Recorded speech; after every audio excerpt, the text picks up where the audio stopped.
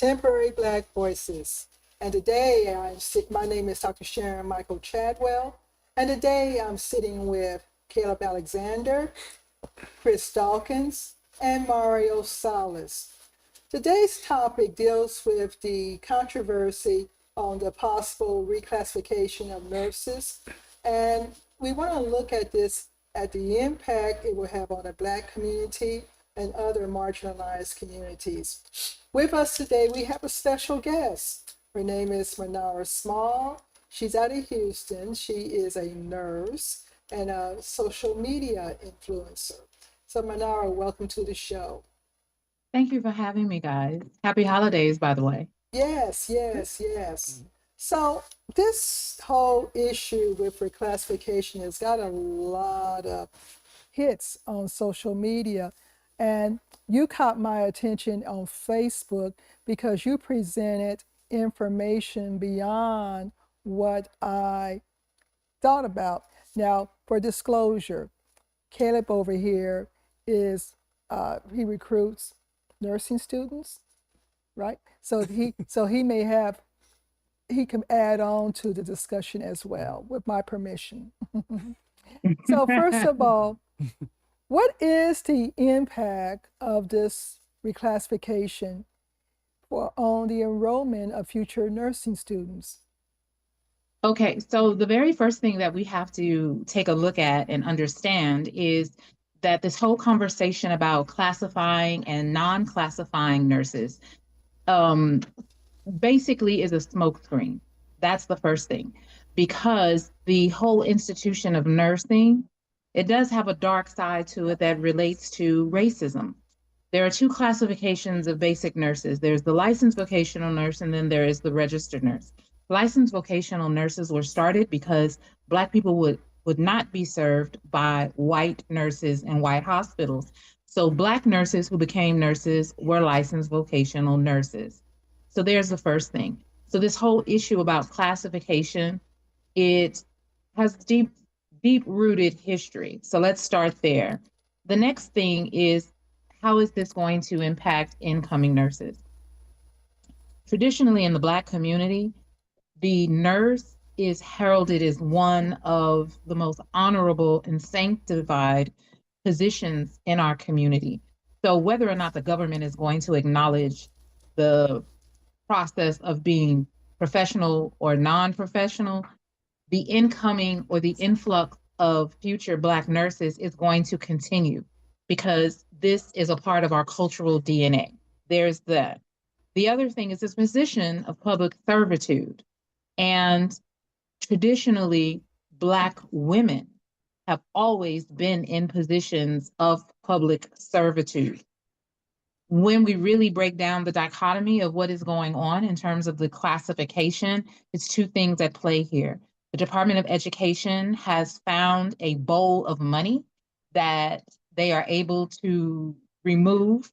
And in order to do so legally, we will go with the means of saying we're going to classify or reclassify. The other thing is that Black women are the most degreed, the most credentialed, and the largest collegiate population in this country. So they would be doing two things at one time if people are not really paying attention to what it really means.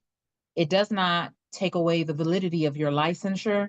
It does not take away from what you are required to do in order to obtain your license, nor does it take away from our position. What it will do is affect the money that we are able to obtain to get these degrees. But let's be very clear. Black women and Black men only became involved in the conversation of fair educational practices once the Civil Rights Act was passed. So it's not like it's been that long that we've not had to do whatever we needed to do to obtain these degrees. Okay. You guys want to ask a question, Caleb? No. I mean, I concur. I can speak to our program. Okay. Our program, and without, I'm not gonna say the university, of course, but with our program, our nursing program by itself is about $36,000. that's just for the nursing program. Our undergrad to get to the nursing program is about 32 to 34,000. So we're at about $70,000 already for a bachelor's degree. We offer a bachelor of science in nursing, a BSN. So with our program, you're already out of 70 grand to become a nurse, and they're restricting this to about, I think about $100,000 is going to be a restriction. And I know Grad Plus loans are Okay, so going what away. that means is anybody, if you're an LVN or an RN and you're going to get your BSN, that's not what it's going to affect. They are attempting to discern the MSN and doctorate levels of nursing. And with those degrees, depending on the university and the program you go to, you are able to get upwards of $100,000 per year for your specific study and specialty.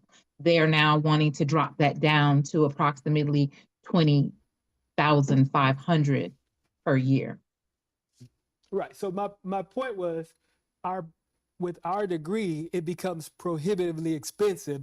A lot of students will not be able to afford our program going forward. And then with Grad Plus loans going away, future loans to continue a nursing education is almost out of the question.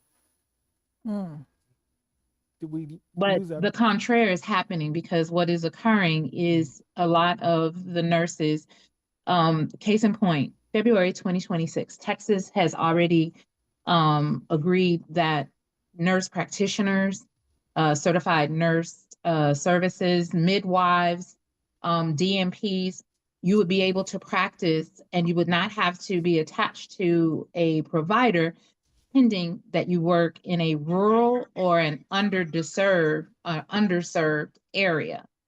So what that is going to mean, first of all, 63% of the nursing population is made up of baby boomers. They are leaving bedside and they are retiring now. So this whole idea that it's going to deter, no, it won't.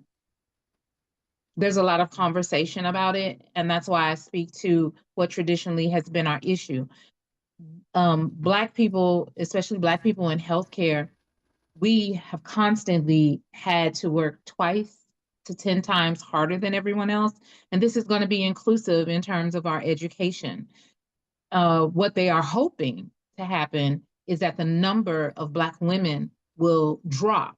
We will be deterred because we're afraid that we will not have the money in order to pay for our tuition.